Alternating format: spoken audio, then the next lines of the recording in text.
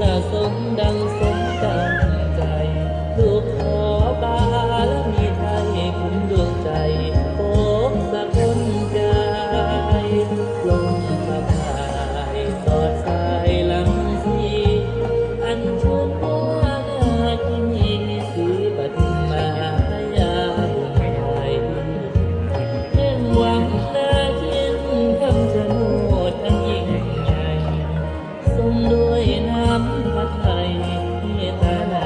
มนุษย์ทั้งปวง ย้อนดวงใจกระดิ่งหา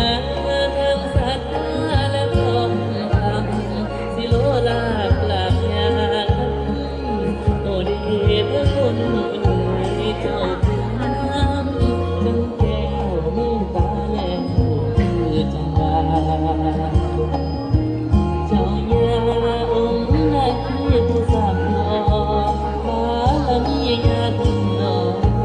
สร้างสมเป็นบุญล้นให้คนได้แบบเพิ่ง